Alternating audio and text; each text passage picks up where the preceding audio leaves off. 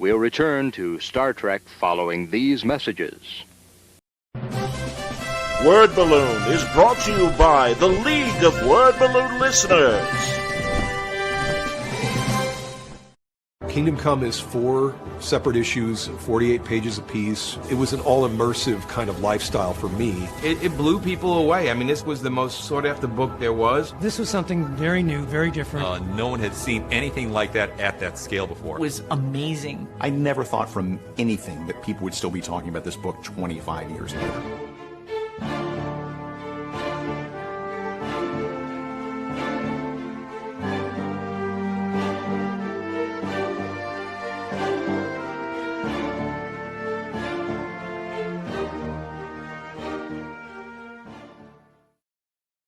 If you're here at Word Balloon, it's because you like comics, creators, conversation, pop culture subjects. Would you consider joining the League of Word Balloon Listeners? Patreon.com/wordballoon. For just $3 a month or more, you'll get exclusive access to the Word Balloon e-magazine, featuring transcriptions of some of my best conversations. When you subscribe, you'll also be part of the Word Balloon Book Club, where Brian Michael Bendis and I will pick a comic every month to review and discuss live with the League on this show. Join the League today, patreon.com/wordballoon. Thank you always for your support, League of Word Balloon listeners.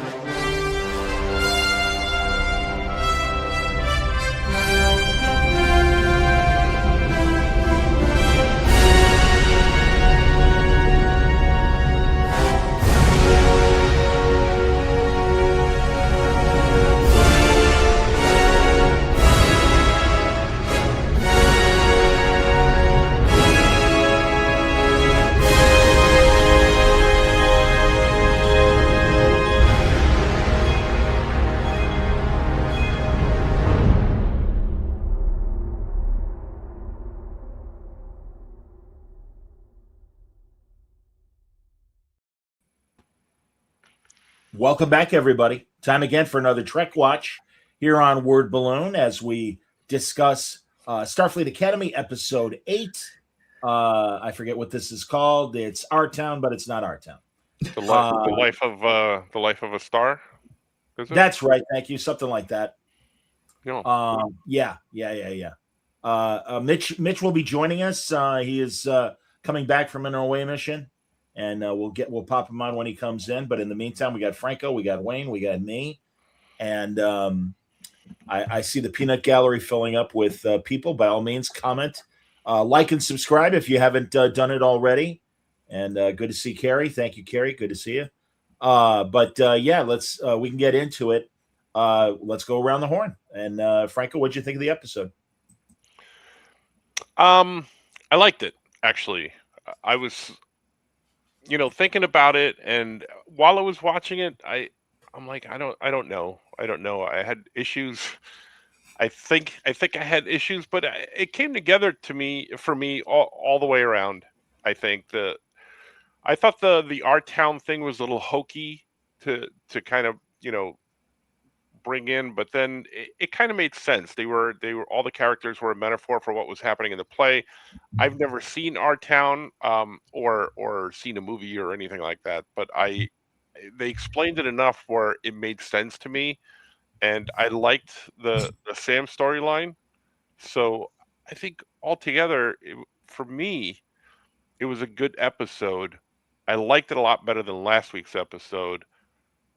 The gap between what happened the previous episode and then this episode, I felt like this was needed in between, but then I also thought that it needed some space between what happened in the events of 6 for them to kind of recover here. And I know we'll get into it, but overall I liked, I think. Okay. Wayne? I like the Sam storyline. I really got interested in the photonics and all of what they're all about. And it was sort of like an Inner Light episode from Next Gen. So that was kind of neat. The Our Town stuff, I'm not a theater major, but it just yeah, I didn't realize that you needed in third year academy a drama teacher, and that what was the stats? 8 out of 10 question why you need a theater coach, and the other 2 go on to become captains. So, huh. I'm going to say this was the weakest of them all, and a really bad use of Tilly. Like this was Wow. I'm so Wayne, I love you, but I'm so on the opposite end with you on this. Wow. Yeah, no, it's just I thought for such a main character in Discovery that this was just a throwaway for her. And well, yeah, go ahead, John. Well, yeah, please, and thank you, because like you, Wayne, I thought the Dr. Sam story, I still had a couple problems with it, but overall, it was fine. Way to go, Robert Picardo. Fantastic performance with what they gave him. We'll get into the nitty-gritty of it shortly, but I understand, and that's fine. As far as the analogy and the dealing with trauma after what happened on the Miyazaki, first of all, I completely, vehemently disagree that they're all suffering from the same trauma. I think Tarina's trauma stems from what she did on the Miyazaki. I think some of the guys that were also, and women that were on the Miyazaki, were dealing with it from a reaction standpoint. Where was Romulan girl, who might have been the one, even though, and also, and I guess she wasn't on the mission, but oh, it's so sad. We lost this war college guy that none of the Starfleet kids really knew. If anything, maybe Caleb, and you could have even had Caleb have a moment with a private, real counselor, not Tilly. Sorry, no, I'm not buying it. I'm not buying that in since Discovery's been off the air that now Tilly is a counselor. I'm not buying that. Also, this is where, and Mitch was right. I wish he was here to hear me tell him that Mitch was right. But really, given that they want this show aimed at teens, given that they want to deal with teen trauma, and given the real world events of school shootings and other traumatic things that especially American kids lately have had to face, here is a golden opportunity to really get into their favorite new subject, trauma. But like everything else, they trivialize it. It's just trauma. We're all dealing with trauma. Well, what kind of trauma?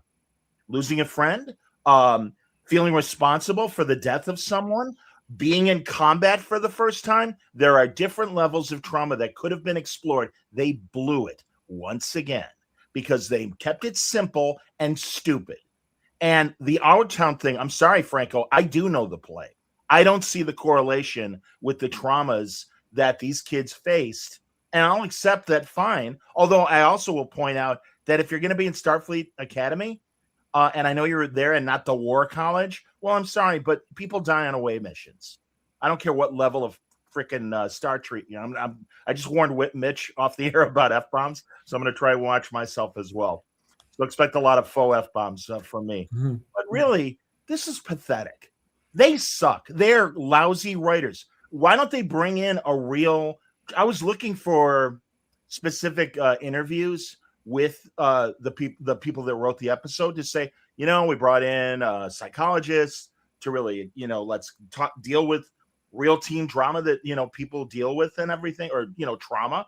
And no, again, it's just trauma. And we're going to do a play and it's going to be and I'm sorry. It's like, no, show one-on-ones with these kids.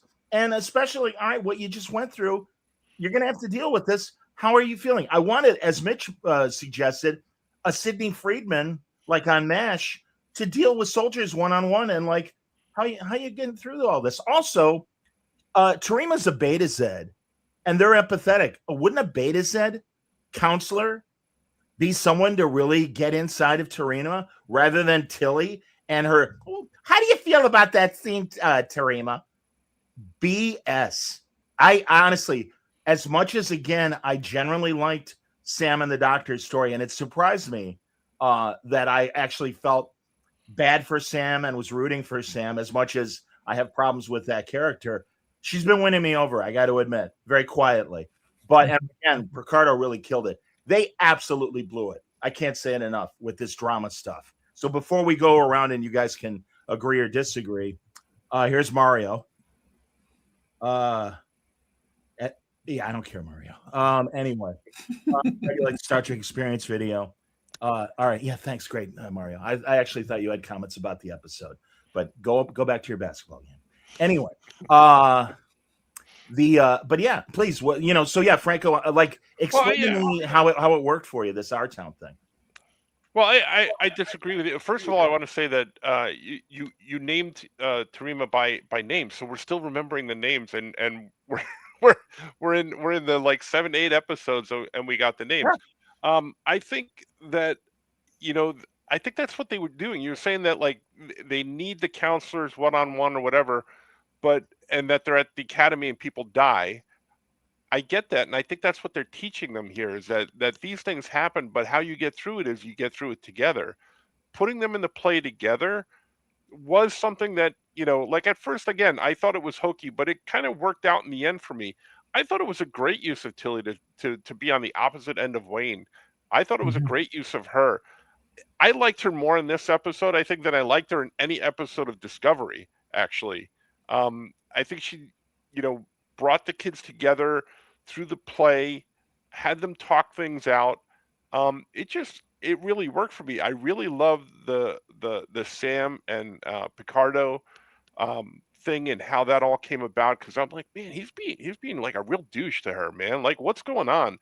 What's happening? And his explanation for it, I'm like, he wasn't like this in Voyager. He had that family that he made, and he had the trauma from that. Mm-hmm. And then, his explanation of that is like, yeah, I'm living this whole time and everybody's dying, like really worked for me, and the whole student storyline was kind of reflective of that also. Like, they're the village, as they explained. Again, I've never seen the play, so I don't know, but they're the village with the things that are happening in common place. And him and Ake, the Holly Hunter, Acham. That's how we say Acham. Acham, okay. Like Acham razor, but I'm giving it the extra phlegm. Acham. Okay, go ahead.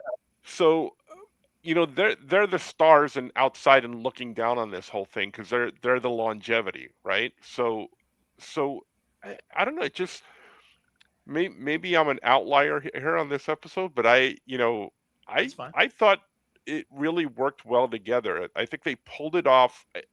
I think they were going towards a cliff. Let me put it this way. I think they were going towards a cliff with their opening and everything. And I really thought they were going to go over the cliff. Okay. Because they're careening towards this edge. But I think they kind of straddled the line on it with both of the storylines. I did like the Sam storyline a lot more than I liked the Our Town analogy. But I did like both. And I think they straddled the edge, and it worked for me. Sorry, not sorry. No, I kind of agree with John on this with the Our Town stuff. You're wrong. No, I know I'm wrong, but yeah, no, it just didn't hit with me. It just I would pick a different play, and I can't think of which one I would pick. What would actually work? I think Wayne's talking right now, Mitch. By all means, when he's done, that's fine. All right, Papa, take it easy. We're just doing initial things. I'm bringing you up to date, Mitch. We're just doing initial reactions to the episode, and as soon as Wayne is done, I look forward to your thoughts. Yeah, like I said, I agree with John. It just, I think I'm trying to think of a better play to use as opposed to Our Town if you're going to try to deal with trauma, but it just didn't click with me. Okay, unlike Franco, the Sam story was really good. I really enjoyed that. The Our Town, I was just going. I was trying to go through what would have been a better play to have dealt with trauma, but I didn't think Our Town would have been perfect for it. It just, and the fact that it almost felt. And my biggest criticism about Douglas Adams is his novels are fantastic. He drives a really good story. And then he realizes, oh my God, I have a chapter or two left to wrap all this stuff up. And then he wraps it up really quick. So the same thing with Terima in this episode. It's like, oh, and then all of a sudden, oh, the light bulb went off, and hey, I agree with you on that point. Yeah. Yeah. Hey, we're all good now. Whoa, let's do this, and we'll get past all our issues. By now that I have accepted it, we can all now get past our traumatic issues dealing with this, with the death and not just the death, but what actually happened, being put in a stressful situation, and it just was like, come on. We have so much left. Yeah, we have 5 minutes episode left. time. Wrap this thing up quick. Yeah, I agree with you. I agree with you with the Terima thing. That turned around pretty quick. I disagree, if I may, before we get to Mitch. The R-Town. I don't think the R-Town thing was about trauma. It was about how they see the characters and the trauma reflected within them. That's how I read it, or it came across to me. But I'd love to hear what Mitch. Now let's go to Mitch, our town expert. That's correct, son. Our town, universally accepted, done in all the high school drama classes, college, because it's one of the cheapest things to do, because there's no sets involved and all, is a simple story. It's an exploration of daily life, love, and mortality. And if you were watching the show, you guys were focused too much on just the little students. The doctors part of the story was also touching on that. So you had one play, Our Town, but it was being used for 2 different views. You had the doctor giving birth, watching the kid grow up, die, all that stuff happen in his 800, 900 years. It was going to happen all over again. You had Sam, who was dying because they couldn't figure out what was wrong with her, and then she got a second chance, which was kind of cool.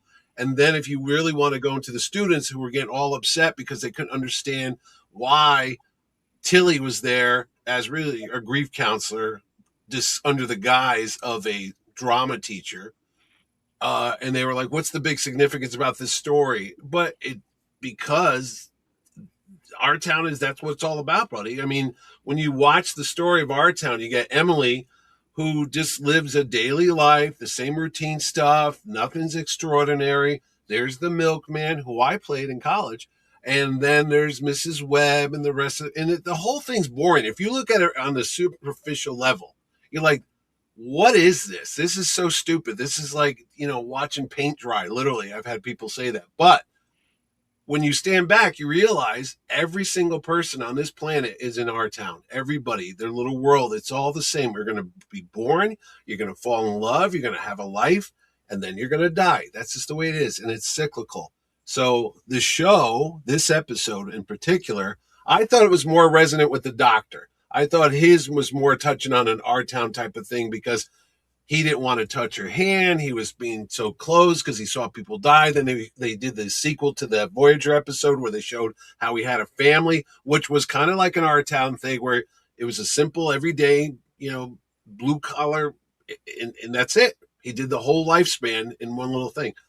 Anyway, that's what it was. I mean, the kids at the end holding hands and singing the thing and reciting it, it was a little over the top, but they were trying for something. I mean, they were really just trying to do it, but I don't know if it really works well with the beta. What's it? Not Delta. Is it Betazoid? Betazoid. Yeah, it was okay. I mean, I get it, but I didn't really like her. I liked the doc. If you just got rid of all that story and just kept the doctor's story for 20 minutes, I would have loved it. I said, this is a great show. This one was a good story. Even Holly Hunter was good in that one too. But the other part, I was like, yeah, whatever. And that's my 2 cents. I thought it was half of it was good, and the other half was typical Star Trek-y. And I didn't care for seeing Tilly, because you know what was odd about the Tilly thing? I don't know if you guys said it.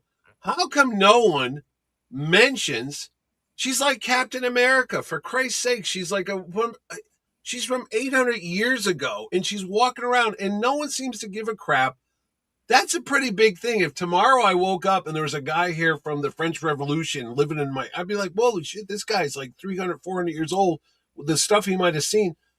no one even says anything to her. They're just like, "Oh, that's Tilly." I mean, wouldn't the students ask her how? I mean, what was life like in the what was Federation it before like? the Yeah, turn? exactly. I mean, Yeah, she yeah. lost all her family. They don't even address that too. And then you got what's her name, Tug or Tig or whatever the hell her name is. She was on that ship too. Tug. She came forward in time, didn't she? She was on the Well, Yes, you did. They Yeah, they but I do mean- have a line, Mitch. They did have a line when Aki and Tig and Tilly were Yeah, when they were drinking. Yeah. and we're the women of lost time, or however lost time was in there. So there was a slight mention. But the you're students, absolutely I'm right. saying, the students should have been like, Well, you know, have you her.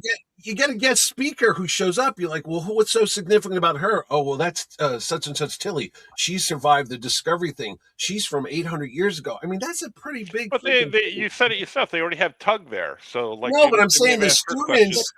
students, they were giving her Tug's doing too disrespect. They should have been in awe of her. I mean, come on, that's like a legendary character. Yes, in. and further, it's kind of like she could have been this off-screen professor in San Francisco all this time and be like, oh, that's Professor Tilly. You know, she teaches Federation history because she lived it. And Yeah. what a better representation. And also, I am tired of seeing 4 teachers only. And again, it shows the cheapness of this stupid show. Mitch, you missed it because truly, for the first 10 minutes, I was praising what you and I were expecting. I know. Strap in, because wait till I tell you. No, because honestly, as you pointed out, with all the school shootings that real kids have faced over the last couple of years, here's a perfect example to really have, and I used your same analogy, a Sidney Friedman MASH one-on-one with all the kids. And what are you going through right now? Because again, I don't buy the Our Town thing for the rest of them, because I think they're all dealing with different trauma. And so to just have them cathartically work it out through this BS play is a crock. And it's like, no, that's wrong. And again, Tarima's the one that is the most damaged. And obviously, because everyone's staring at me. Well, that's probably in your mind. And also maybe you needed a beta set to go, no, they're really not. And again, have a different guest star. But again, that would have cost money. And again, but the other weird thing is they took her from the War College and they threw her in this one. And I was like, okay. Yeah, why? Well, they explained it. They explained that they gave her the new thing, and she's like, you know, if she overdoes it, like she's gone. Anything stressful with the War College would probably trigger it more than anything in Academy. So they did explain it. They're still training to be aboard a starship. Stuff's going to happen no matter what school she's going to. So what difference does it make if she was in the War College or Starfleet Academy? Because it's both of them going to be tough jobs, aren't they? I mean, you know, whatever. I didn't understand why whatever. I mean, again, the writers of these shows, there's a lack of communication, because also the way Durham was bullying all of a sudden again, it's like there's been no growth in these months or 7 episodes. And again, I understand, well, it's because he's under this stress. Yeah, but no, I'm not. I'm not buying this. You know what they didn't do? Go ahead. The Vulcan guy, whenever the Vulcan guy, the kid was on, I can't remember his name. He was always like a dick. He was always like the jerk from Animal House. You know, it's like not what was his name? Ninedecker? Niedermeyer, or no, the Niedermeyer. other guy. Yeah. So he died when they were all working together on that thing. There could have been a part where they go, geez, I always treated him like an ass. I didn't like the guy, and now he's gone. So there should have been some guilt. Yes. There's none of that. No. And there's just like, and they're upset. I go, why are you upset? If Niedermeyer died, I don't think Otter or Flounder would they do that? Weren't they like warning him in the last episode? No, they pulled a sheet. No, they pulled a sheet over Vulcan's face in episode 6, and then 7th is spring break. And that's right. They were just spring break. Yeah. Sorry, man. No, and they were upset about it for about 10 minutes. Of all of our main cast members, even Tarina could have said, wow, you know, I really got to know him at the War College, and he was a really great guy. And for him to lose his life, I should have moved faster. I should have done something different. I should have been there. or something, because Or she's you know the only one what? tangentially could have had a relationship with him, given that she was at the damn war college. Go ahead, Mitch. It would have been good because she's young and she might have never experienced a death like that. And because they all sense of emotions, somebody dying, it would be a big freaking traumatic thing. Imagine if she got absorbed with, what was there? Oh, yeah, was it Dreamscape or something? You know, that type of thing. If somebody died in their dreams and affected you, wouldn't that have been something if she got hit with this guy's last dying vision or something, or whatever happened to him and that freaked her out? I don't know. You could have She done wasn't something. there. She wasn't there when he died. Well, she was in the guy's head, which we still don't get because I'm like, she wasn't really there physically, but yet. No, I recognize that as well, Mitch. But I'm saying I don't even think she was in Caleb's head yet. She was still back on the Athena, trying to deal with the problem there, and then finally they involved her. But that's what I'm saying, Mitch. They don't read each other's scripts well enough to make for each subsequent episode to make sense. And again, golden opportunity to really write about their favorite subject, trauma, and instead they cliff noted. And that's an embarrassment, and shame on you, because you claim, oh, this is for teens and we're making a show for them. Well, you blew it, because here was a great opportunity to tell some real life lessons. And instead you gave us pap. You gave us crap, because that's all you idiots know how to write. It's garbage. And it's really the doctor's part was good, though. You agree on that? The doctor's part was very good. Yeah. Was very good. Although I had my problems with that. Well, first of all, let's talk about the Doctor and Sam. The Doctor, back in Voyager's 3rd season, the episode was called Real Life. He makes this fake family, and he makes them completely perfect. And B'Elanna reprograms the Matrix so that they actually face some real life problems. His son becomes an unruly teenager, and the daughter gets injured and is not going to, there's no way to save her. She's going to die. Fine. I accept all that. However, the Doctor goes on for another 4 years bonding with people.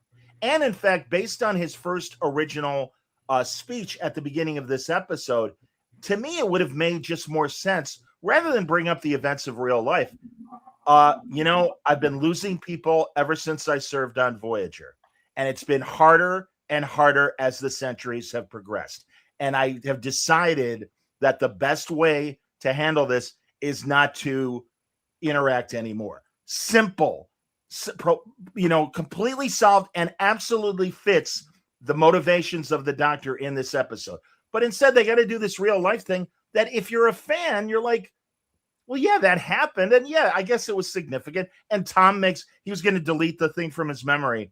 And Paris is like, no, you can't do that. You have to remember this stuff, because it's tough when we lose people. I accept all of that. But I also accept the events of Voyager, the bonding that he did in Voyager.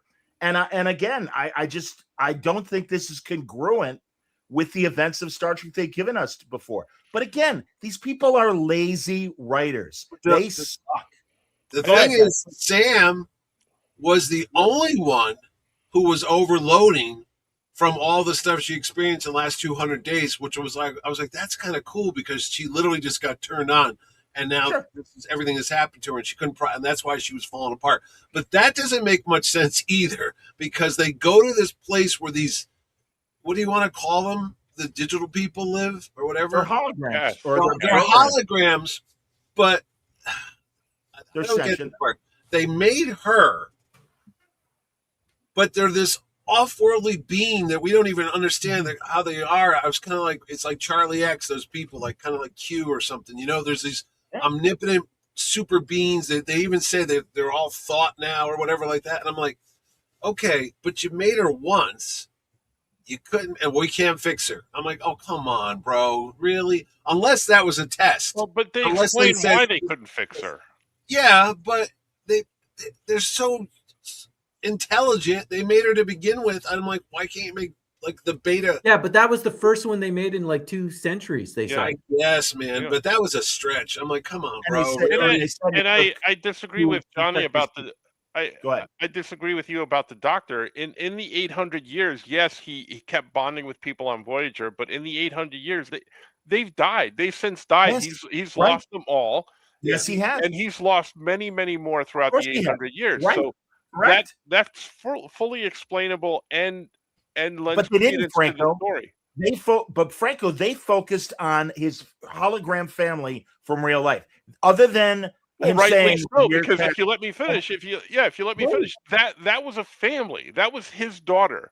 So his daughter, this girl is like his daughter. He said that in the episode. He's like, when I first saw you, you reminded me so much of my daughter.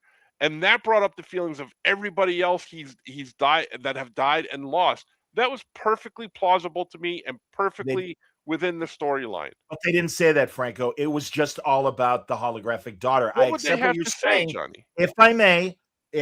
I'll be happy to tell you. Again, he mentored 7 of 9. He mentored all these other people that he came across. All you have to do is add 1 or 2 more lines, Franco. That's all I'm asking for. But again, to focus on, well, you're like my daughter, and this happened and everything, 800 years ago. I'm sorry, it rang hollow for me. It obviously didn't for you, but it rang hollow because for me. he said that we've lost everybody along through the years. So that's everybody on the ship. That's all the people within the 800 years. So that lent credence to it. I don't think they needed the extra lines. That's where I'm disagreeing with you with. Let me go to the chat because there's several comments here.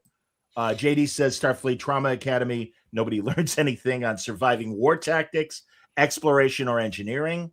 Gore Vidal says my so-called life brilliantly used our town in a moving episode about Rayanne towards Claire Danes. It's a fantastic episode too. I'm assuming that the Starfleet Academy writers know this very well because that's what they do. They steal ideas from other shows.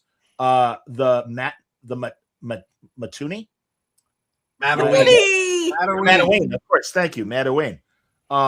This episode proved all you got to do as a teen is get drunk, and then the next day, all your drama just evaporates, and everything is all good. Just like a normal teenager.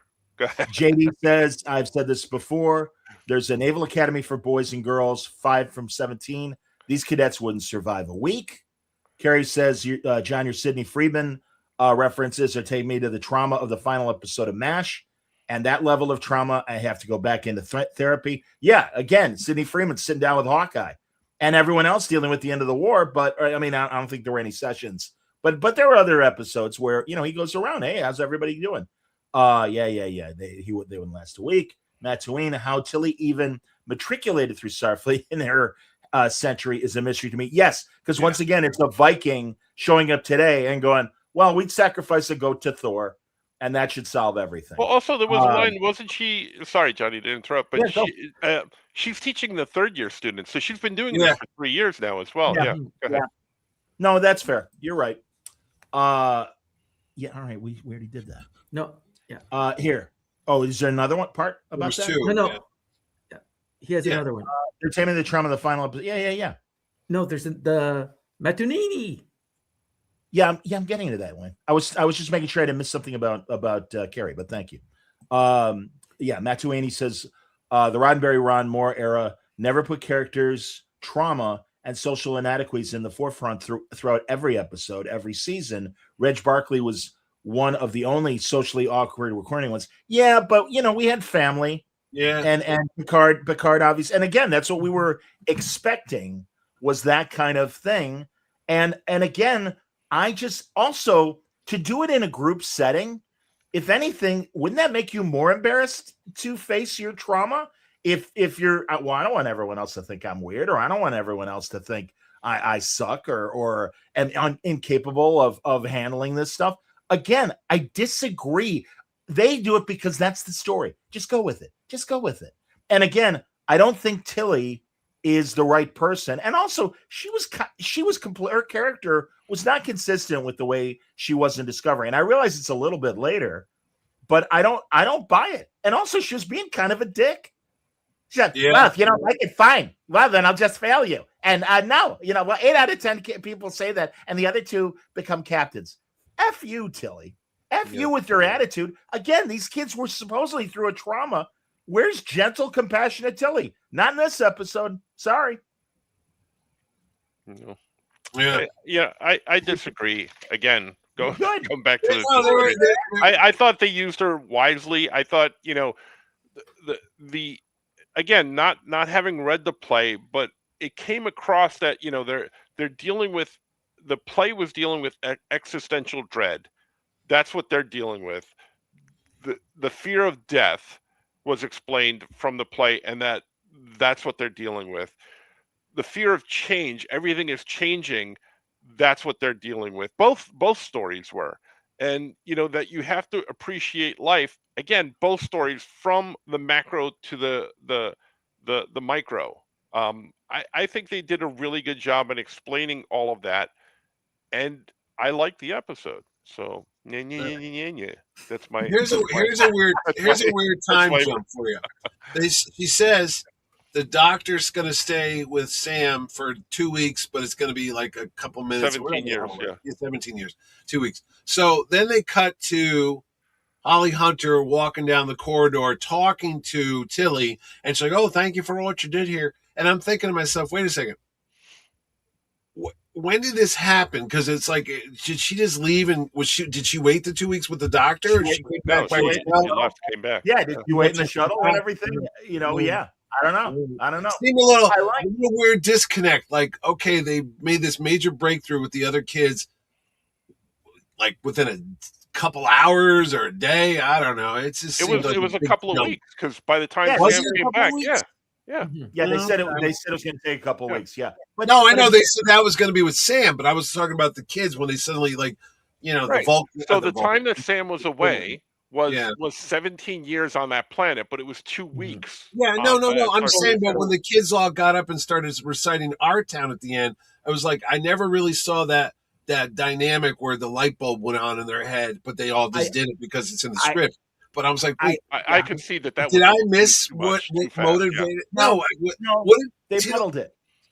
Whatever. I was like, it just happened. The pacing didn't match, Mitch. You're absolutely right. I'm like, I know Tilly's fighting with the girl. Oh, well, I don't care. You come here from something, you tell us about some stupid play. Then it's like 20 minutes left to go. And then out of nowhere, the Klingon guy gets up and just starts, like Wayne said when I came on here about how they used to end these Doctor Who stories. They'd have a great build-up, and then they look at the clock and go, oh, we only got like 3 minutes to end this shit. And then, especially with the Matt Smith ones, that used to drive me nuts, and David Tennant, you had a great build-up. You're like, how's the Doctor going to get out of it? And all of a sudden they start playing that music. Din, din, din, din, din, din, and he'd go running down, and he'd just shout something out, and the credits would roll. And I go, and it was always like magic. I used to say that about magic. It's like, oh. I used to say that about Stargate as well, SG-1. And literally, like my old college roommate and I would get together to watch Stargate every week, and it would be like 10 minutes left, and I'd always go, could be a two-parter. And he's like, no way. They're going to wrap it up in 5 minutes, and they do. Every damn time they do. Now, at least those were more simple adventure stories. That's fine. But again, I'm sorry. And they just pat themselves on the back of how high and mighty they are with their writing and how, we're really relating to kids. This was the opportunity to really get into the nitty gritty. And instead, we just got a lot of gritty. And it wasn't very, I'm sorry. Again, Franco, I respect your opinion, but I don't see it. I agree with you guys that it wrapped up real quick, and I didn't see the turn. So I that's one of my complaints is that she just comes back and she walked out, but then she comes back and everything's okay. I'm okay now. By the way, as I remember, Badgie, my favorite character, was on the Miyazaki as well. If anyone needed trauma counseling, it might be GD Badgie. And maybe this would have been the perfect. I am very curious about these last 2 episodes because I believe Badgie will come along and save the day in some way. And yay! But honestly, this was the opportunity to have one-on-ones and have Badgie talking to a real counselor and going, you know something? I thought I was cut out for this stuff. After what happened on the Miyazaki, I don't belong here. Because again, she's a 5-line and under character. And they could have wrapped it up with 5 lines or less.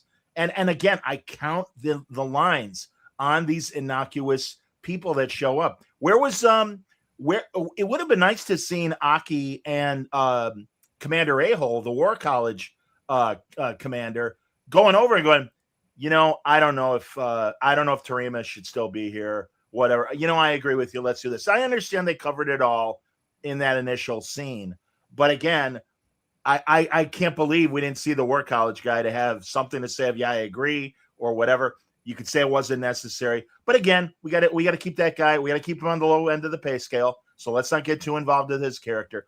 The cheapness, the way the cheapness presents itself to me is very obvious and really annoying. And by the way, one other thing, Tig Notaro was a complete a-hole in this episode.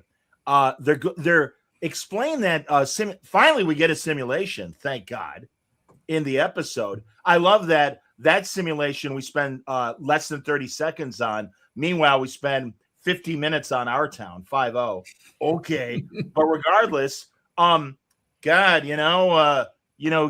somebody take charge. Well, you're in the captain's chair, Tig. So I assume you're in charge of this simulation. Or if not, how come a cadet isn't in the captain's chair? Because I don't know who these kids are supposed to follow orders from, if not from Tig Notaro, who's sitting in the GD captain's chair. This crap doesn't make sense. I'm sorry. I would have thought it would have been the Jem Hadar lady that was running the thing, because she's more of like a warrior type person. And the other thing is, when have you had them? Exactly. Didn't want to spend the money on her makeup, Mitch. That's why. Again, wouldn't you have trained them first on how to work with a team before you put them on a live spaceship where shit hit the fan a couple weeks ago and that the guy died? It's like maybe we should make sure they know how to work together first before we actually give them a field test. Yep. Again, because they don't pay attention to what each other are writing. I'm sorry, it's more and more blatantly obvious because this person that wrote, there were two people that wrote this episode. One of them had written the Beta Z episode. I think this is their second episode. Whatever. Again, I just think there's a lack of follow through, and also again, as we said earlier, this episode should have been the one after the Miyazaki. And then do spring break. Oh by the way, I hate to bring up science little niggly things, but when Tarina was drunk and she was trying to hump what's his face? Caleb. She's like, oh, this booze, it's aged in wood in space. No, wood does not survive in the vacuum of space. It would contract because of the lack of oxygen. It would become brittle. The alcohol would vapor away. So once again, way to go, whoever your science advisor is. That makes no sense. It's a cute line that was completely unnecessary and meant nothing. And that is another thing that this stupid show does. It fills its episodes with a lot of innocuous dialogue that means nothing. How is a Sam? Oh, I want to pull underwear out of my butt. You're a hologram. You don't have underwear. Shut up. I want to fall on my ass and do whatever. Shut up. You're a hologram. Stop it. Are you tangible or are you not tangible? It doesn't make sense. It is bad that way. And I'm sorry. Again, as I keep saying, folks, it's the 60th anniversary of Star Trek. And the reason why is because they've set up all these rules and things about the universe. And these guys don't care. They don't care. They don't care. So again, I guess if there's a small teen audience that's enjoying this, well, enjoy yourself for another 12 episodes, and then it'll be gone. Goodbye. Ooh, idiots. Crap. By the way, also I'm sorry. I apologize, guys. You know me. I can't shut up. I got to bring up this. So early in the episode, Tilly says something and Sam is so elated. She starts clapping and Tilly, oh no, that's Jaden. I tipped my own story. So Tilly bows. Tilly bows like somebody bows. Jaden gives this half bow, half curtsy. And it's like, okay, Jesus, can he at least bow like a man? Is that asking too much? Because honestly, I get it. I get it. Fine. He's a different Klingon, but I don't think different Klingons bow and curtsy. By all means, Wayne, please. Okay. I'm going to support Jaden on this one because at one of the Christmas parties of one of the accounting firms I got kicked out of, I did something similar to what Jaden did. And I got an earful from the partners afterwards that I should not have done that when I received my, they gave me this little poster. It says, I'm trying to hide from reality, but it always seems to find me. So when I went up to accept it, I did something very similar to what Jaden did. And well, don't be coy, Wayne. Did you bow and curtsy? Did you bow? Yeah. Okay, Yeah. say you bowed and curtsied. Fine. I bowed Fine. and curtsied. No, I did something very, it just. All right, well, say it. That's what I'm saying. Forgive me, but don't be coy. I did it, and I'm going, I don't know. I didn't find anything wrong with that because it's something I did. Yeah, but you were goofing. You were goofing. And I also don't buy that curtsying is part of the Klingon culture. But maybe that's how they bow and curtsy at the end of an opera. No, I thought it was funny because it was awkward because he wouldn't know how to bow to people because Klingons don't bow. That's why he was like stiff when he did it. He bowed. Plus, he had a head cold too. You got to give him a break. Guy was sick, man. And again, I don't know why that happened. Again, it's that was a weird thing, right? Well, again, it makes me, like I said last week, I wonder if they pay them by the episode or by the minute that they're on screen, and it's like, all right, you're only going to be on for 10 minutes. So you're making $100 this week. In watching the episodes, I'm finding that the really makeup heavy characters are kind of like sidelined out. So he's a Klingon with all these prosthetics. So like, oh, he's got a cold. Let's write him out of the rest of the episode, and then he'll come back at the end. Just like the Jem'Hadar Klingon lady, like she wasn't anywhere near this episode as well. So that's how I feel that they're taking things on, like you said, on the cheap in those ways. The special effects are all over the place.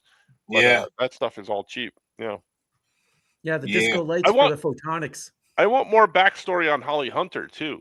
I'm waiting for that episode. You know what? Remember that Holly Hunter thing? I was thinking more about that with the Paul Giamatti a couple of weeks ago when he was talking about her son and he gave his life. You know what that reminded me of? That reminded me of like actors making a backstory when they're just like trying to, flesh out a character. It's not like something the writers actually did. Because when we used to do theater, you'd come to the class and you'd come up with a backstory because it wasn't on the page. Like, well, my character's really from World War I and he got shot in the leg and his uncle's a drunk, and you made all this stuff up. I'm sure it was scripted. They didn't just improv that scene, but a lot of it seemed really out there, out of character. He's like, oh yes, we all remember your son, you gave up his life, and she's like reacting to it. I'm like, this is like a theater class thing, an exercise here. It doesn't really look like a well-written background for a character or anything. This is what they do on New Trek. They give these people one little speech of backstory dialogue. Scotty, I lost all my family when this happened. I don't even remember what Scotty's thing was on Strange New Worlds. I think he was another Gorn victim. Yeah, everybody died, and he was like the sole survivor of the crew. Yeah, there you go. But that's what they do, man. And Aki's thing is just like that. All of them. That's why they dwell in trauma, but it's very surface level. And they have one speech, and then they forget about it. Yay, everything's fine. Yay, Tilly, yay. And I just love the gravitas of Tilly coming back and then playing the Discovery music and all this other BS, like it's Shatner coming back on Star Trek. And it's like, I know we have the number one Tilly fan in this conversation. I do realize that. Mm-hmm. Yes, exactly. Yeah, don't be messing with that over there. But yes, you're right. But that said, it's like, and just like they even promoted, hey, your favorites like Tilly are coming back, and it's like, I believe I can count on one hand how many people are, Also, is it even more possible to have? She had even more hair this time. She did. She had a lot more hair. Yeah. Don't get me wrong, I like that, but she had a lot more hair. Yeah, I could honestly say I've seen her several times, and she does have a lot of hair. I don't know. Yeah. It's just. I'll tell you who. You know what the next episode really well. You know what the next episode is going to be? Because now that you said that, every one of the main Academy students has had their spotlight episode. Yeah, Jaden's. This one kind of was the Beta Z girl. Yeah, Caleb was the first two episodes. Well, this was Sam, really. Yeah, it's got to be Matrix. I don't think she's had a spotlight on her yet. The Genesis. Genesis.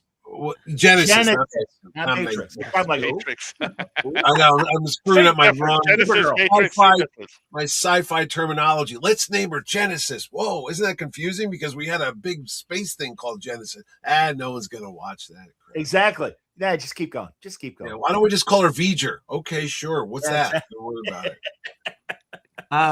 it. The name of next week's episode is 300th Night. 300 Night. Yeah, Night, night. like in Night King Arthur? As in as in night, as in night and day. Yeah. Oh.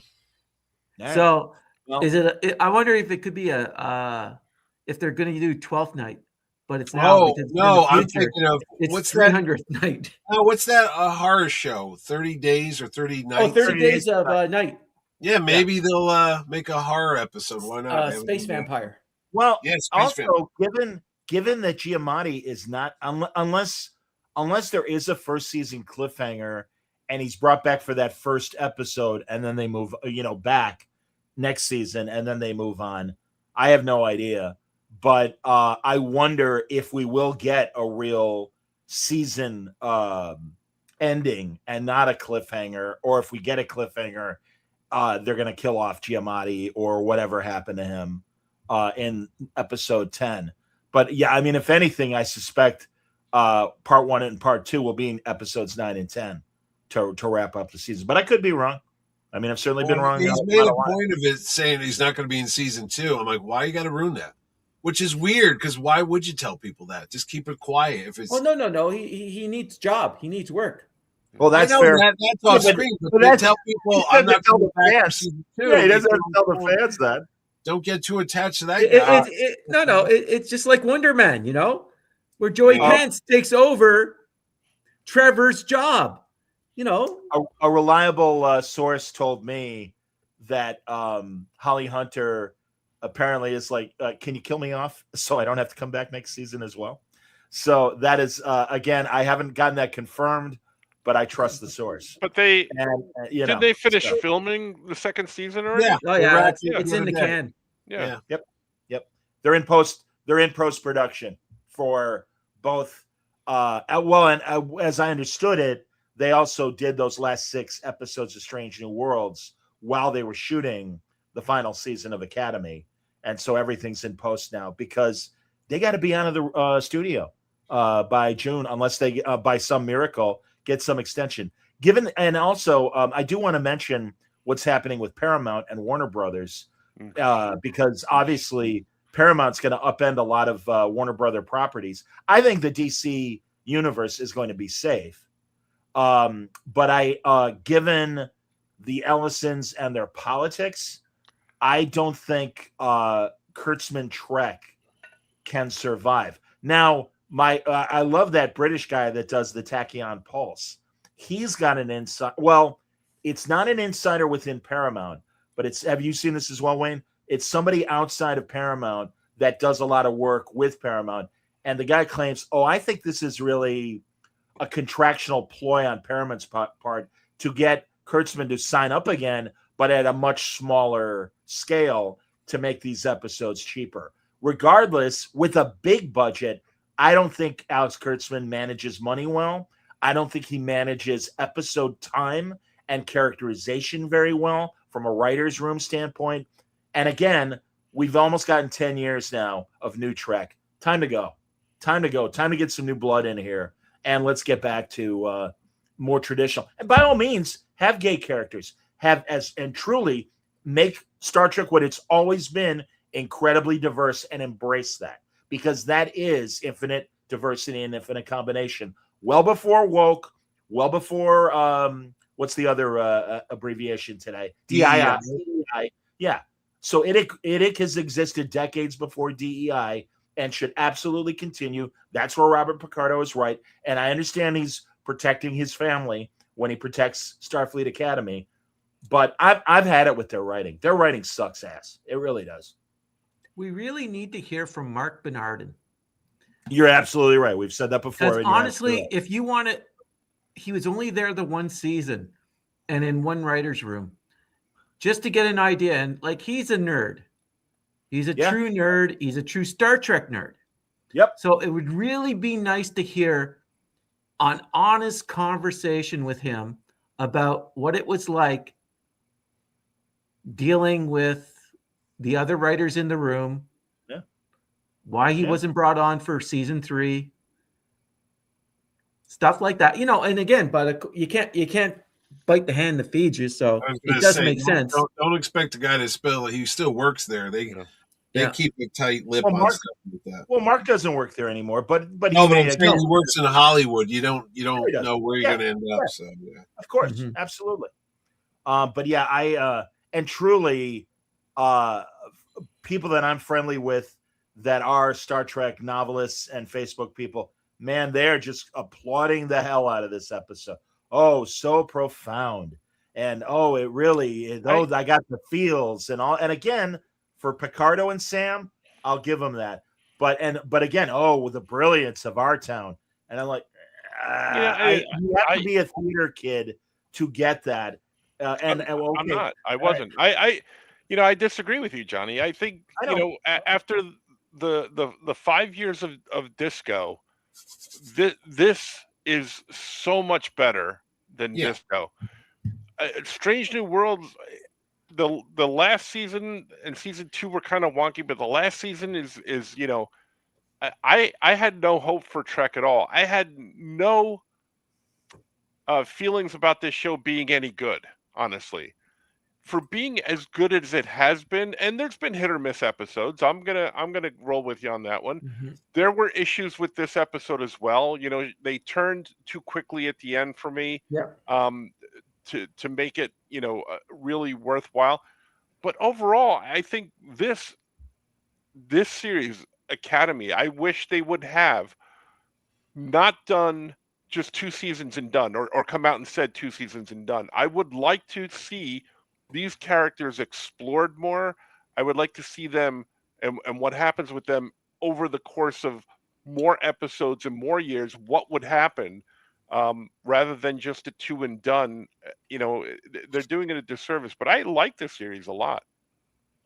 Well, I agree. It would have been nice to see them progress, and maybe knowing that they've only had the 2 seasons and the experiences that they have shown us and likely will go through with episode 9 and 10, maybe we will see them on more away missions, and maybe we will see them act more like a Star Trek crew unit and not just, and by all means, you could still have all the relationship stuff they have, because all that stuff really didn't move that far in 8 episodes either. And it's like, okay, here's an idea. Instead of a lot of the empty dialogue that I have, can we be doing something?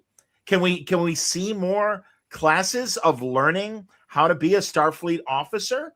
I mean, again, that's why theater. And it's like, and also I didn't buy Tilly's explanation that statecraft, if anything, then pick a political play to show negotiations or something like that is more reflective and everything. But again, I think 12 Angry Men.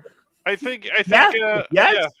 I think that having the 10 episodes per season rather than the 22 per season is also hindering the writing and what could be done with this show. I think the bare bones are there for some great character arcs, some great stories, but again, it's hit or miss because they don't have the room. They're trying to make everything a hit and it's not working. And again, frankly, you're right. But again, they've had 9 years to figure it out. And while I agree with you that the writing has gotten a little better since Discovery, not much.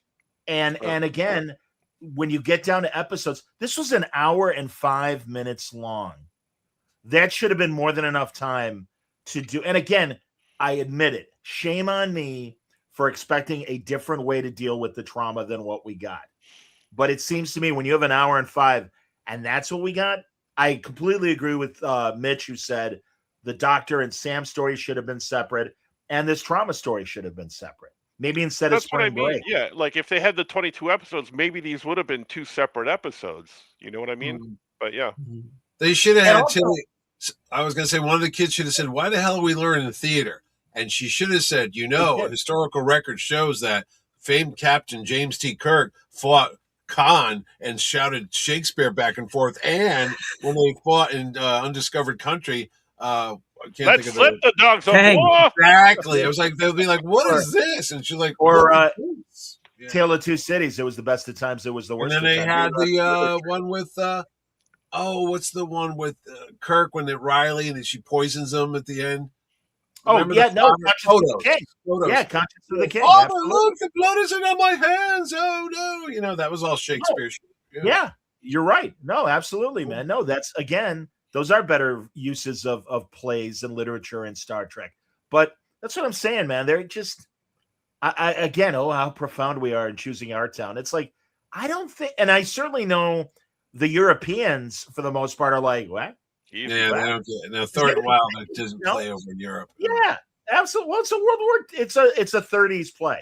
It is. It was a Depression era play, and I understand that's so. And it is a classic. It absolutely is. But it's a classic if you're in theater class. Mitch and I were in theater class. That's why we did it back in the day. That's where all the hot. That's why you guys are so dramatic about things. But again, my argument is that they've explained it enough in here that it worked for me.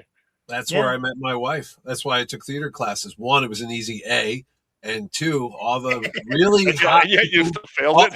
All the attractive people in it, and they all had daddy issues. That's another story. See, there you go. Again, everybody on the show has daddy issues. All right, I'll tell you my theater thing. Everybody there wants acceptance. They all have like self-esteem issues. Theater was great. I wasn't a theater major. I was an art major. I was design, but I would go there to get extra credit so I could get the hell out of college because I couldn't stand it. And my buddy, who's a lawyer now, he was a poli-sci major. He was there too. He met his wife there too. We literally use it as a dating service. And my wife will tell you, I was hitting on every single woman in those theater classes. Hey, man, it was 1987 or 88. I'm not going to go back and change the world. This is how things were, and that's my history. And that's what I did. And I met the wife and mother of my two children. So fuck off. Anybody doesn't like it. All right, that's your one F-bomb. I'm sorry, that's my one F-bomb, but I get defensive. As I said, no, I appreciate you controlling yourself. No, I same thing for high school. All my girlfriends were theater girls. Absolutely, man. Yeah, man. See, well, yeah, I took psych classes for the girls. I was more well adjusted than you idiots. Oh yeah. You're well adjusted. Yeah, you're a pillar of sanity. I took psychology classes for the Easy A, and there's a lot of girls. Yep. Business class, I was a business major, and you don't go looking for women in business. I'll tell you one thing though, I don't see one kid on this damn Starfleet Academy captain of a starship. I'm like, is this the because there's only like two of them in the whole place. Tilly said I'm wondering, is this the remedial Starfleet class we're watching? It's the short shuttle. Is there a better class that they're getting straight A's or something? Because these guys ain't gonna make it, man. Wayne, I have a question regarding the conventions, because I believe another component of why likely Paramount wants a change, outside of things that have the Starfleet Academy emblem, like sweatshirts and mugs and T-shirts and all that stuff. Mm-hmm. I don't see a lot of merch the way I've done with the Berman Trek era and the classic Trek era, where they are still making new stuff. I realize that there were figures made of Burnham and Saru as far as Discovery goes. I don't know how well they sold. Yeah, they didn't sell that well. They didn't sell well. There you go. So, boys, as the three of us, or four of us, all four of us, I can't count today. I was told there'd be no math today. Merch is a huge component of Star Trek, and that's why Paramount, keeps making stuff. Please, Franco. But I think that they, to your point, I think they shot themselves in the foot a little bit by taking this onto a platform like Paramount Plus, where the audience just isn't there. So they're not going to be selling this merchandise. Mm-hmm. Well, but the Star Trek fans are there, and I would think if people are motivated to spend $100 or so a year on merch, they're going to spend $15 a month. Yeah, but Johnny, from a guy who has a lot of toys around him, I can't see myself as a 59-year-old guy going out and buying a Sam figure because it's a little right. Hawk. No, but that's but again, how many are you still buying? Are you still buying Berman or classic Trek? No, I got a Saru because I had Doug Jones sign it at my show last year. Was it last year? Yeah. But it's funny you say that. I just saw a line of Trek figures coming out, but they're based on Star Trek II, The Wrath of Khan, and they've got a Savick and they've got Khan there. I'm like, why are they doing? Well, because it is the best of all the movies. But I'm like, it's weird that here it is 40 years later that they're making little figures on it because they know guys like me would buy it because we're retro. But I don't see them. And look at all the hate coming down for these new shows. So you're not going to be buying the figures from the new shows. And that's the thing. And again, because there's still a market for that stuff, that's why they're making these things. See, I'd love an Academy jacket, and I'd wear it. Yeah, and that's I saw the jacket. With the exception of apparel, and I understand that's one license, as Mitch well knows, and you guys know as well. Again, action figures, props, whatever. You know what we haven't seen yet in 8? Is it 8 episodes already? Yes. Okay, I gotta ask you this: have you seen one phaser yet? Yes, they used the phaser tag. Like? Well, they used it as that was laser tag though. But I'm like, seriously. But also, no, that's seriously that's their phaser. And I thought on the Miyazaki as well to fight the Wraiths or whatever. No, but when I was a kid, and even with Next Gen and all the things, you would look at the ships. I'd get the technical manuals. I would get all that nerdy stuff. I had the Star Trek coordinates. Remember that book that you look at every episode? You turn the thing on the front. But it was always cool to see the tech they had, like the communicators and the comm badges and stuff. But they don't have comm badges anymore, do they? Because they all do. Like, they do it. It's the Athena. It's shit like the Athena. And don't forget Badgie Swallowers. I guess maybe that's the only thing they could sell that I was like, it's cool, is the new badge. Yeah, with the wings around it. Yeah, that's the only thing that's kind of. And also, that's an ugly MF ship. I'm sorry. It really is ugly. It's not a cool looking ship. It looks stupid. It doesn't. What's it called? The MF ship? It looks like a cover of a rock album from the 70s. It looks like Journey's album. Journey's album. Yeah. That's what it is. I said it looked like a record album cover. I keep watching it. Go, Journey. Or ELO should be in the middle of it, like scripted. Yeah, it's like a rock. I loved all that cover album way back in the 70s, man. I don't know. Man, I want the outside of my van to look like the Athena. Yeah, I want I want Sam sitting there with her underwear up her butt with a sword, and then Jade in there with a dragon, and he's riding it, man. The 70s were cool with those album covers and random vans that were painted up like that you wouldn't get into because your mom told you not to get in those vans, but you did anyway. And they got aliens that look like Art Balthazar. It's all carpeted, like the toilet seat at my grandmother's house. But yeah, go ahead.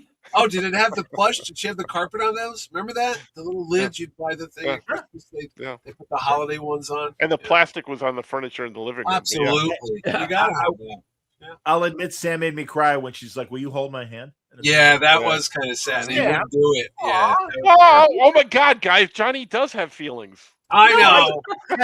Even the Grinch's heart grew at Thursday Christmas morning, I'm like, well, I liked half the episode. But again, I still had my little problems with it. Like I said, I just don't buy that the Doctor, after the real life episode, still bonded with his Voyager crew. Didn't you think it was weird if she was only like for them not to even mention, even in passing, ever since Voyager, I've lost people, and I got tired of losing people. Well, he said the weirdest thing. He goes, to me, it was 800 years ago, but it seemed like yesterday. So maybe because he's a program, he doesn't really get upset because it's just like, clicking on another file. It just opens up. The file doesn't know it's 10 years old, that you wrote it 10 years ago.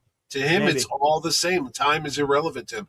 But one of the other things I was going to say about her is if she's only 200 days old, she was underage to be drunk at a bar. And now I'm getting like really weird about it because if they're going to treat her like an infant, but she's not an infant, and I don't want to say she's kind of like, okay. Underage, we could say. She's underage. It's just no, not even that, but I'm just saying. But as a new life form, the 200 days, she didn't experience any of that childhood or that stuff that you do. Like, I just tripped and fell running with scissors. Right, but why pick 17 years old? I mean, I don't know. Because that's the actress, and that's the thing. Well, and also that's around the ages supposedly of these cadets. Yeah, where they're going to be. But it's like, remember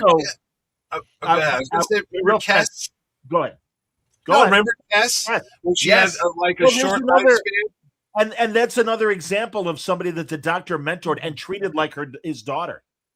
So what He treated her like her daughter, but remember she was only supposed to live like 9 years. Yeah, that was the thing. And Neelix was with her, and that was always awkward too. So I'm like, well, Neelix is with her. She's like what, 3 years old or 4 years old? She was only 2. No, she was only 2. And again, sleeping with her. That was Nikki. Well, again, go get in the TARDIS, go back to the 90s, and write Rick Berman.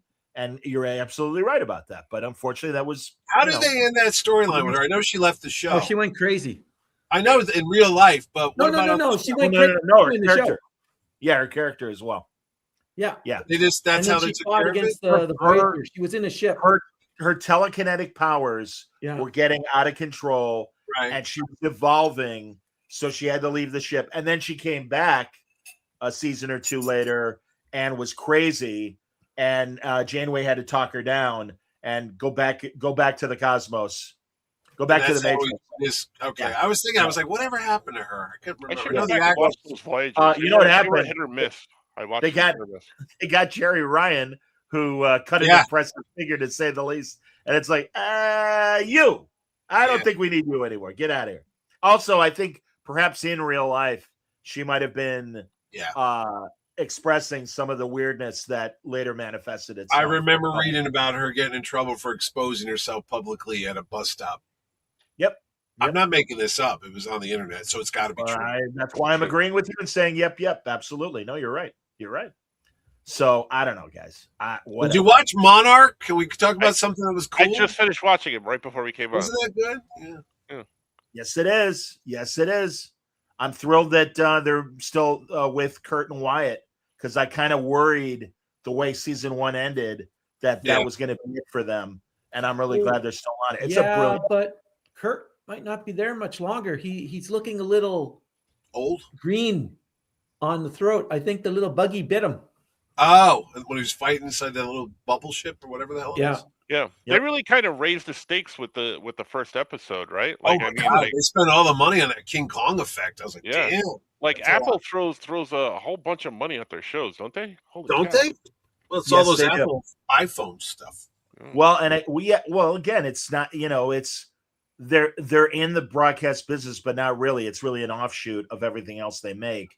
And I'm glad they throw as much money, and Sony does to their shows. And they got good merchandise on that show. There you go. Monarch Kong. King Kong. That's right. Yes.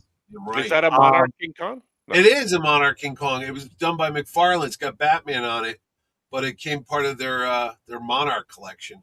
I guess they own King Kong now. I don't know. It's like, well, the legendary stuff, which the Monarch stuff is part of the license. 59-year-old man to say that. Whoa. Where's Mothra? I don't have Mothra. I don't know. Because these are based on the DC comics. DC meets King Kong. The Justice League. As they should. Yeah. Sure. I'm caught up on Shrinking. I'm enjoying Shrinking. Shrinking's great. Yep. Harrison Ford's getting his life. I'm halfway through Fallout. Yeah. You'll enjoy Fallout. Yeah, I have been. I'm halfway through, and I'm enjoying Shrinking a lot. I like Harrison Ford a lot. Man, that guy just he can act. That guy. He does well. Yeah. Have you seen the videos like I've been getting on Facebook with Kyle MacLachlan in all these different places? What do you mean? It's really hilarious. Like he was on a subway car, just sort of bopping away with the earphones on, like the big headsets. Oh yeah. So yeah, he's just been all over. I don't know. On my feed, he's all over. You know what was really weird about Shrinking? When Harrison Ford walked into the scene humming the Indiana Jones theme, I'm like, wait a minute. Does he know that he's Indiana Jones? It's like, wow. Yeah. That was a meta thing, right? I was a meta thing. Yeah. The kids call it meta. I even rewound it. Sharon's in the room. I go, wait, stop, rewind. What happened? She goes, what? I go, wait, he was doing the Indiana Jones. She's like, calm down. I said, he's Indiana Jones. Don't you get? Ooh. And at that point, Sharon was thinking, I knew I shouldn't have said yes. I should have not. I should have gone out with the theater class.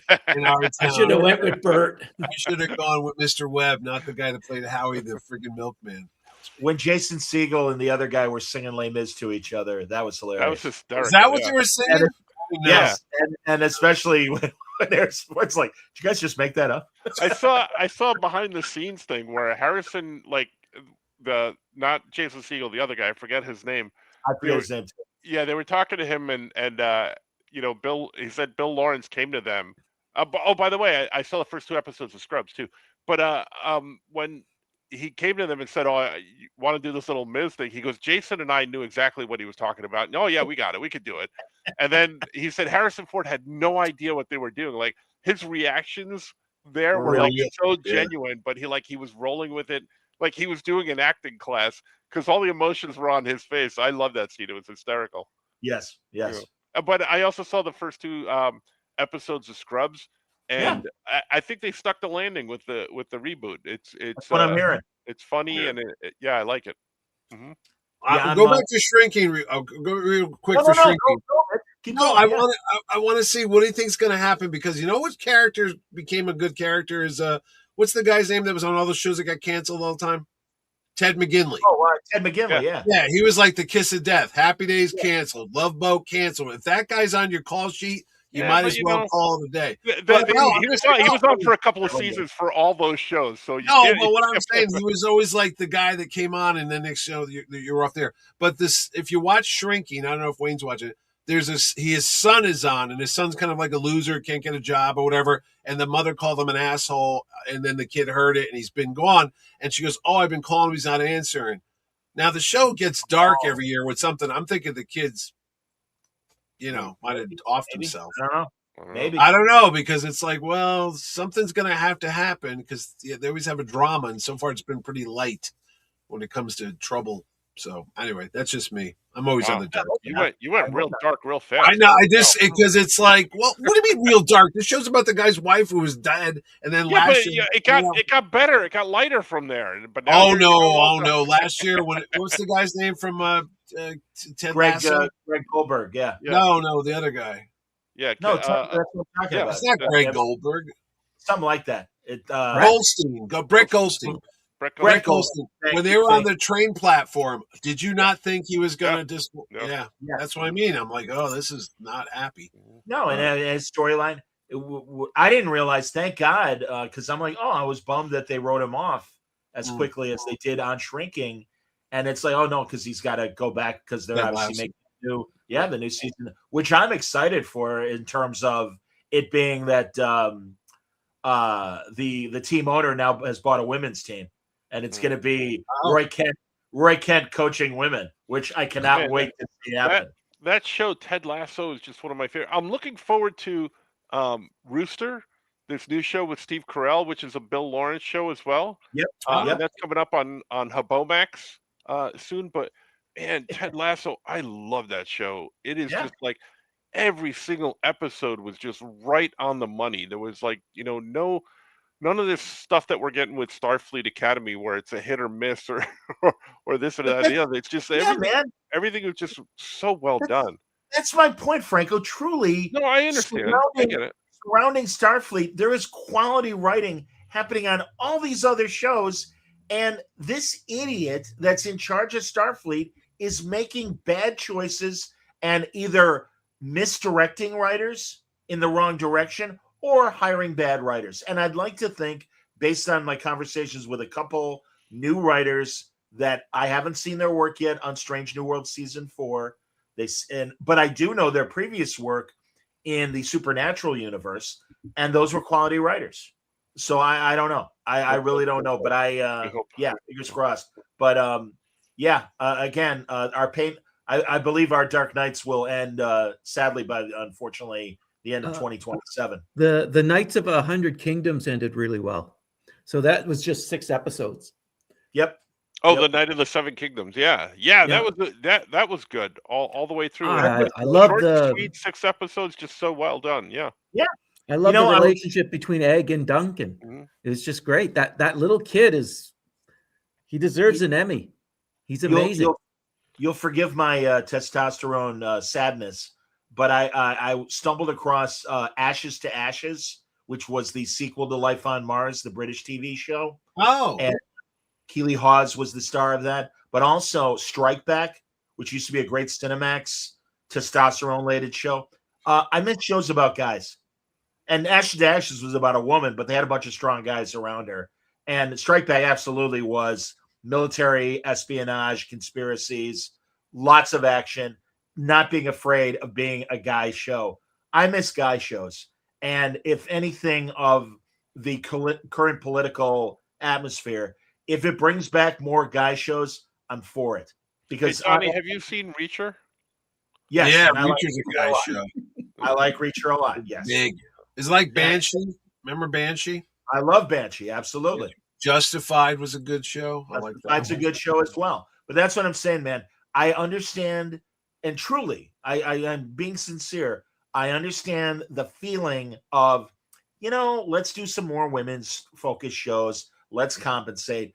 But again, Star Trek, there are no alpha males, and even Caleb was a wuss in this episode. Yeah, and I'm not saying he should have taken advantage of Tarima when she was vulnerable. Well, a real man wouldn't do that, but yeah, that's what he did. But I don't.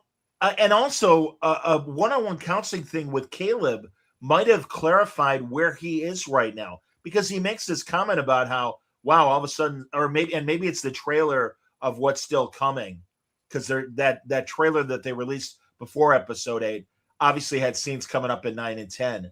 But he says, I thought I was looking for a home and I didn't realize I'd find one here at Starfleet. And it's like, yeah, that would have been something that would have been like, yeah, I really want to find my mother. By the same token, I'm surprised that I am becoming closer to these people. Something. And maybe we'll get it in episodes 9 and 10. I don't know. Don't hold your breath, Johnny. I hear you, Mitchell. I'm with you. Mitch, it's not on your sign right there, but any Terrificon comments you'd like to make in this episode as you get a free plug of your fine convention coming up in August? What is this Terrificon you speak of? Well, John, Terrificon would be coming on August. He doesn't know. Next to the nose. No, because I've got GamerCon next week. Mitch, I'm so sorry. You're right. Of course. No. I have 2 jobs. I only work 5 days a year. So listen to me. I'm upset because, believe it or not, this week will be episode 9, so I'll be around next week. But the following week, the finale, I'll be coming back from Mohegan Sun. Unless you move it to Monday night, I will not be able to be here for the 10th episode review. I don't know if I'll be able to be here because I might be there at. I know. So we might have to do that. But no, if you were talking about Terrificon, Connecticut's Terrific Comic Con, happening August 7th to the 9th.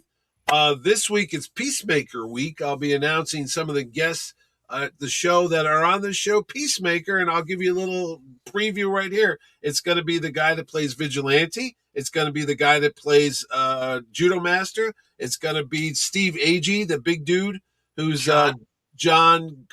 What's the name? Economos. John Economos.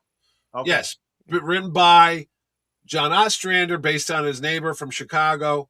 Yada yada yada yada yada. But anyway, there'll be this week's announcements. And I like that you said I'll give you a little preview and named everybody who. I named everybody on the thing. Yeah, I was supposed to have a bunch of other actors, but I had to hold off. And I'm going to say it right now. I can tell people behind the scenes stories because people like that stuff. I was in talks with getting Mr. Shia LaBeouf to the show, and he's run into some trouble in the last week or so with Mardi Gras and stuff. And I like his acting. I'm a fan of Fury, the tank movie he did with Brad Pitt, of course, Indiana Jones, and my kids liked him in Transformers, and he had a lot of movies like Disturbia. He was doing pretty good for a while.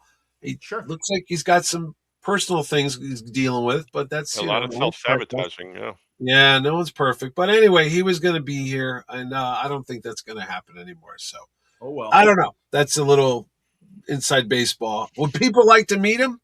Younger people do. It's weird. I talk to my nephews and my kids. Anybody under 30, they love Shia. Anybody older, they're like, oh, freak that. That guy's also, before everything you mentioned, he had that one teen movie, Holes. That was a big deal. Well, not only that, but he was on that. Wasn't he on that Hillary Duff show as well? He was on Even Stevens, which was a Disney show for a couple of years. Yeah. He was in a lot of stuff. He was in a lot, and then, he got mouthy. He started saying stuff about Spielberg and Michael Bay and the industry. And he he almost plagiarized a comic that already He existed. did that, He yeah. did not almost plagiarize. He actually did. All right, then he did. But he's not. He didn't have the easiest life growing up. His dad was in jail. His mom raised him. He was pretty much on the streets. You know, it is. I think they were kind of living in a car. So you know, I cut people a break. That sad stereotype of child stars. Yeah, sadly, he lived it. So yeah, I know. So anyway, there's one guy that if he's at the show, who knows? We don't know what's going to happen with that. Right. It would be interesting. It would be interesting. Fair enough. That's about, and it's full of more comic book creators than you can shake a dead cat at. And God knows you shouldn't be shaking dead cats. But if you wanted to, they're all there. They're everybody. More stars than there are in the heavens. And I just realized I missed the launch of the SpaceX thing. It was at 9:45. If you went outside on the East Coast, you could have saw a rocket going up into space. Oh wow! Oh, yeah. Last night I saw the alignment of all the planets. I saw that last night. Yeah, my wife said, "What are you doing?" I discovered it's from 40 years ago, but I had never seen Wayne. I wonder if you saw this British show. I believe is it Space Cops or Space Cops? Space Precinct. No, not Space Precinct. No. I'm not talking about Jerry Anderson. This was in the 80s, and it was either Space Cops or Cops is definitely the last word, and I can't think of what the other word would be if not space. But Justin Hayward of the Moody Blues sang the theme song to it, really? And it basically was this procedural. Because I was looking at Big Finish stuff because I took full advantage of the Humble bundle.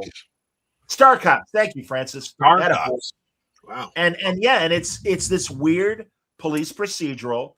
It's but it takes place on ships and space stations, and supposedly it was made in the 80s. Supposedly takes place in 2027.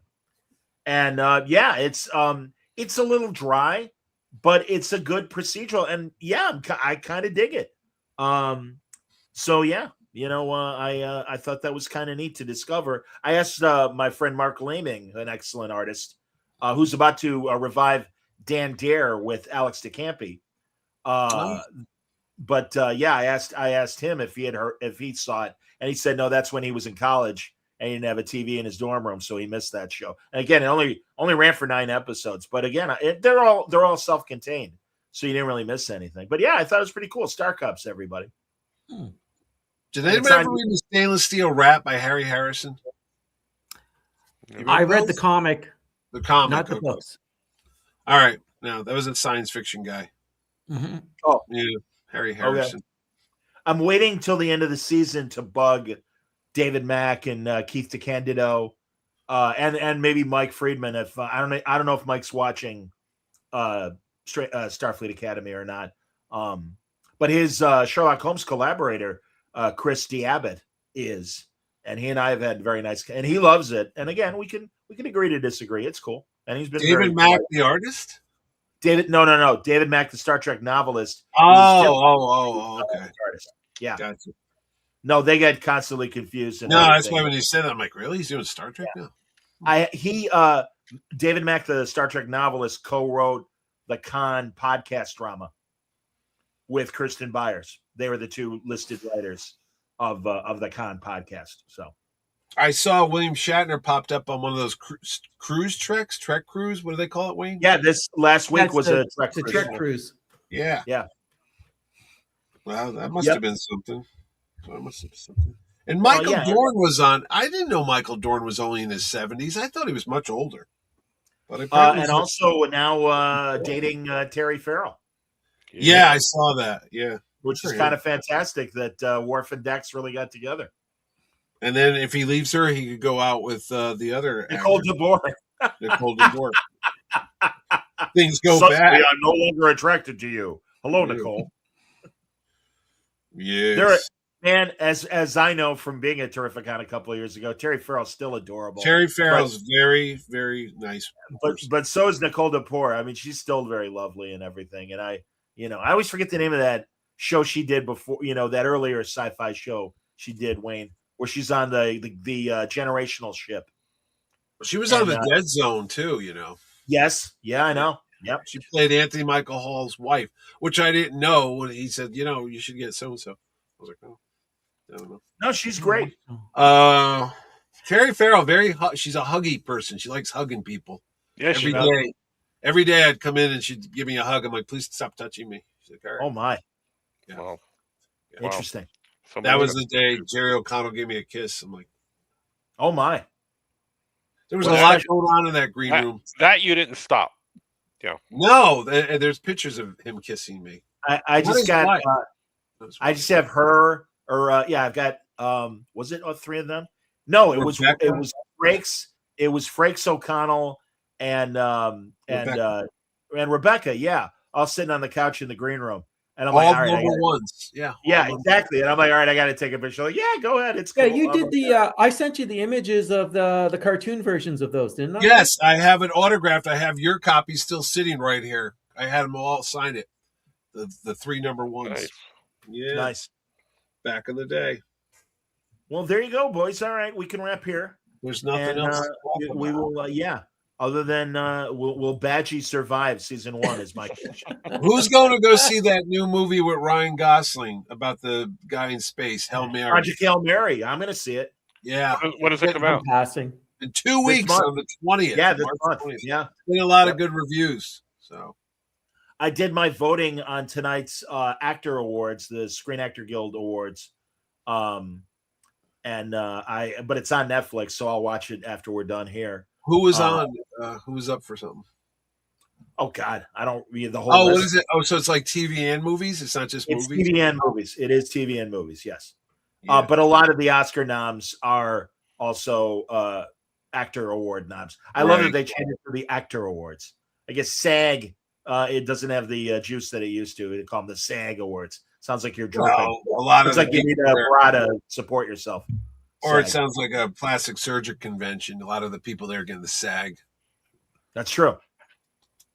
All that Ozempic is making them all sprinkle up like freaking raisins. It's all true. All right. Thanks for watching. Thanks for listening. Oh man. All right. My screen is frozen, so you're not going to get the closing theme. So we will just say goodnight. Everybody stay